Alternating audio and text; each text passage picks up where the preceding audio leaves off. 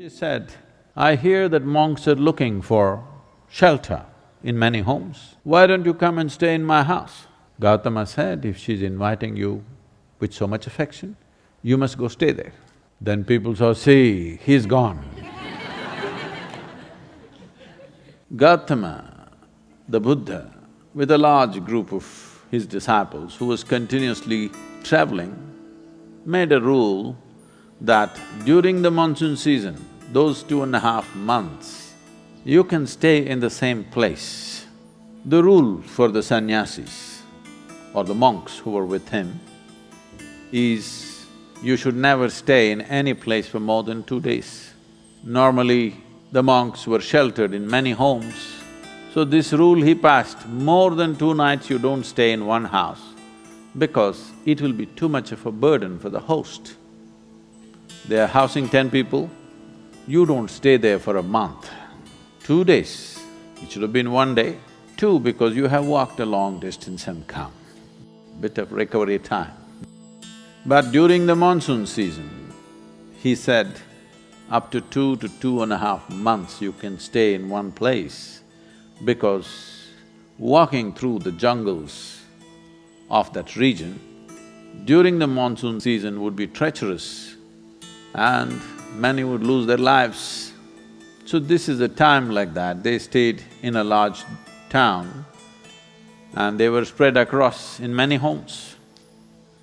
The monks went out to get their alms from the people. Ananda or Ananda Thirtha, as he was known, who happened to be Gautama's elder brother before his monkhood, went out and there was a courtesan or a prostitute in the town. She gave him alms, looked at him, a handsome young man, tall and straight. She said, I hear that monks are looking for shelter in many homes. Why don't you come and stay in my house? Ananda said, I have no issue, but I must ask the Buddha as to where I should stay. Then she became really taunting. She said, oh, you're going to ask your guru? Go and ask him, let's see what he says. So Ananda brought what he had collected for the day. Gautama was sitting, he came and placed it at his feet and everybody is supposed to find food and shelter wherever they go. Ananda asked, like this lady is inviting me, can I stay there? Gautama said, if she's inviting you with so much affection, you must go stay there. The townspeople who were sitting here, they said, what? A monk is going to go and stay in a prostitute's home? This is it. This spiritual process has become corrupt. Gautama looked at them and said, why are you so worried? The lady is inviting him. Let him stay, what is the problem? They all started getting up and started shouting. He said, wait, I am on this path because I see this is the most powerful way to live. Now you're telling me her ways are more powerful than my ways.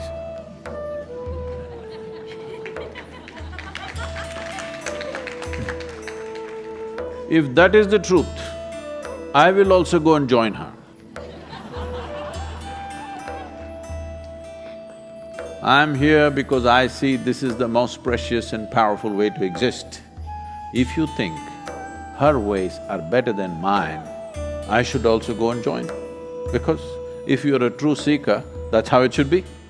If you found something much higher, you go for that.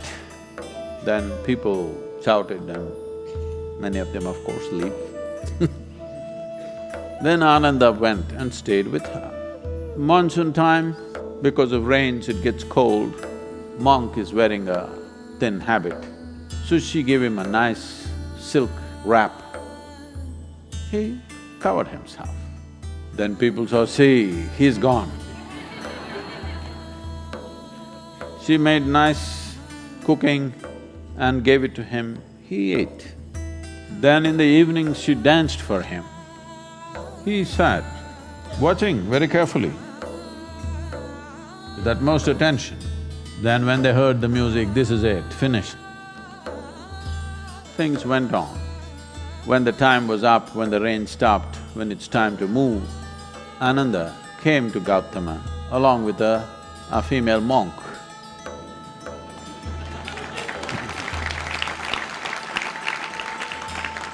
So, the power of being on the path of truth has been there, but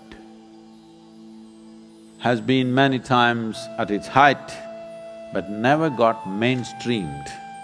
I see that today, because of our ability to communicate, because of the tools of technology, the natural longing, the innate longing in a human being to find truth, this is not a thought thing.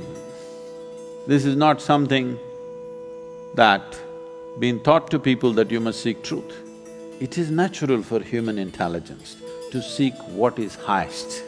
If you are given an option, any human being, given an option, either to be here or there, he will always say, I want to be there. Right now he may be caught up here, but aspiration is to go to whatever is the highest. It is just that we have to show him that there are better highs than getting drunk, there are better highs than drugs, there are better highs than being caught up in social drama, there are better highs than being better than someone else. We just have to show it to him, we have to make him understand there is a better high. Forever, many sages, saints, yogis, gurus have been doing this, but as I said, they were gentle people. They didn't have a voice like me.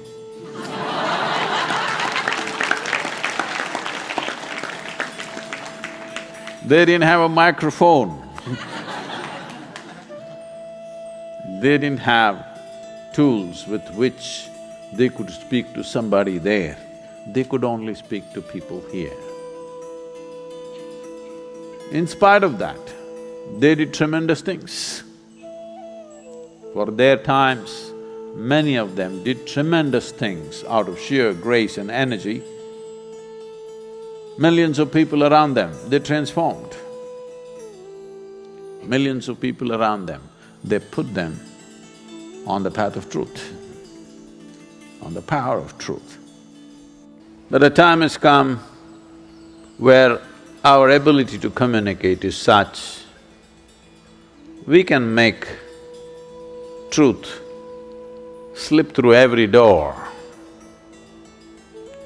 We can make truth knock on everybody's minds and hearts. Never before this was possible. Technology has rendered us to this place. I feel this is the best age ever to make truth mainstream, to be truthful, to aspire for truth, to seek truth, the main force on the planet, because we have tools that nobody ever had.